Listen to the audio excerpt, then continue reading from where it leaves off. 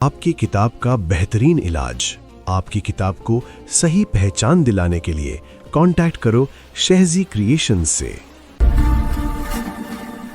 شہزی creations. کبھی کبھی کچھ کتابیں ایسی ہوتی ہیں جنہیں پڑھتے ہوئے لگتا ہے جیسے تاریخ کے بند دروازے کھل گئے ہوں۔ آج ہم ایک ایسی ہی کتاب محمد عادل فراز کی کشش حرف کی دنیا میں جھانکیں گے۔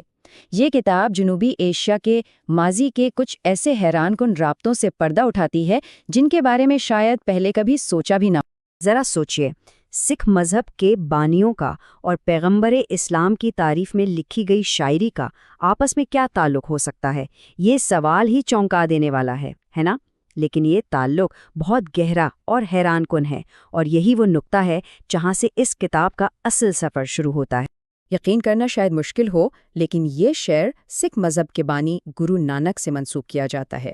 اس میں پیغمبر اسلام کے لیے کتنی گہری عقیدت کا اظہار ہے، اور یہ اس کتاب کا پہلا بڑا انکشاف ہے جو ہمیں ہمارے مشترکہ روحانی ورثے پر دوبارہ غور کرنے پر مجبور کرتا ہے۔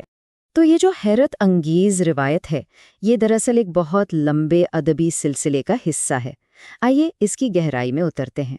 کتاب کشش حرف یہ بتاتی ہے کہ سکھ شاعروں کا نعت لکھنا، یعنی حضرت محمد صلی اللہ علیہ وآلہ وسلم کی شان میں نظمیں کہنا، کوئی نئی یا ایک آدھ بار کی بات نہیں تھی، بلکہ یہ ایک بہت پرانی اور مضبوط روایت رہی ہے۔ یہ سمجھیں کہ یہ ایک پوری ادبی تحریک تھی جس میں کئی بڑے بڑے نام شامل تھے۔ کتاب میں اس بھرپور تاریخ کی پوری تفصیلات موجود ہیں، بلونت سنگھ فیض سے لے کر کرپال سنگھ بیدار تک، اور یہ فہرست کافی لمبی ہے۔ یہ صرف چند مثالیں نہیں ہیں، بلکہ یہ عقیدت اور محبت کی ایک ایسی لہر تھی جو نسل در نسل چلتی رہی اور ہمارے مشترکہ کلچر کا ایک خوبصورت حصہ بن گئی۔ اچھا، تو یہ ساری دلچسپ باتیں ہمیں معلوم کہاں سے ہو رہی ہیں؟ چلیے اب ذرا مصنف اور ان کی کتاب کشش حرف کو تھوڑا قریب سے جانتے ہیں۔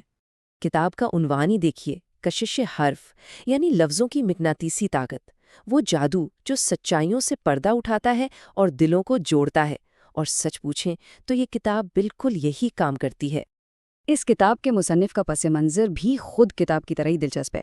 محمد عادل فراز پیشے کے لحاظ سے ایک سول انجینئر ہیں، لیکن اردو ادب کے لیے ان کے شوق نے انہیں ایک محقق اور اسکالر بنا دیا۔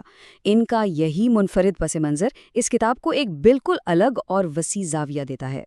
چونکہ مصنف کا تعلق علی گڑھ سے ہے، تو کتاب کا ایک بہت اہم حصہ اسی شہر کی ایک بھولی بسری تاریخ سے پردہ اٹھاتا ہے۔ یہ ہندوستان کی جدوجہد آزادی میں علی گڑھ کے ان مجاہدین کا قصہ ہے جن کا کردار اکثر نظر انداز کر دیا جاتا ہے۔ کتاب ہمیں سیدھا 1857 میں لے جاتی ہے، جب علی گڑھ میں آزادی کی پہلی چنگاری بھڑکی۔ یہ صرف فوجیوں کی بغاوت نہیں تھی، بلکہ مقامی رہنما اور عام لوگ بھی اس میں شامل تھے، اور یہ جدوجہد بہت تیزی سے پورے علاقے میں پھیل گئی۔ یہ تاریخیں صرف ہند سے نہیں، بلکہ قربانیوں کی پوری داستانیں ہیں۔ لیکن کہانی صرف 1857 پر ختم نہیں ہوتی۔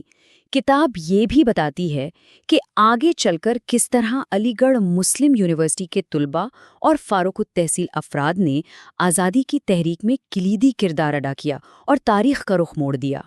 ذرا ان ناموں پر غور کیجیے، خان عبدالغفار خان سے لے کر حسرت موہانی تک۔ یہ وہ عظیم شخصیات ہیں جنہوں نے علی گڑھ میں علم کی شمع سے روشنی پائی اور پھر اپنی زندگیاں ملک کی آزادی کے لیے وقف کر دی۔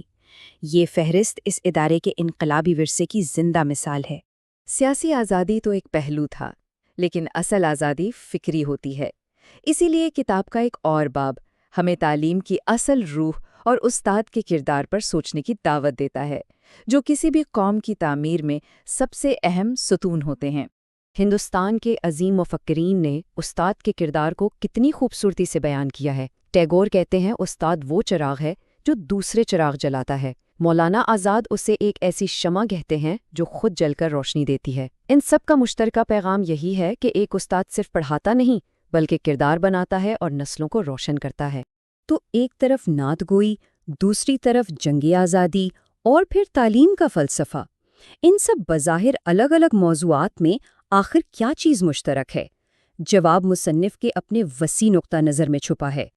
یہ الفاظ مصنف کے اپنے ہیں اور یہی پوری کتاب کا مرکزی خیال ہیں یعنی ادب اور معاشرے کو کسی ایک محدود نظریے سے نہیں بلکہ کھلے ذہن اور وسیع نظر سے دیکھنا چاہیے، تبھی اصل تصویر نظر آتی ہے۔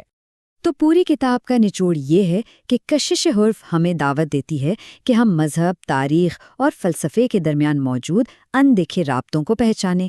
یہ کتاب ہمارے اس مشترکہ ورثے سے پردہ اٹھاتی ہے جو اکثر تنگ نظری کی دھول میں چھپا رہتا ہے۔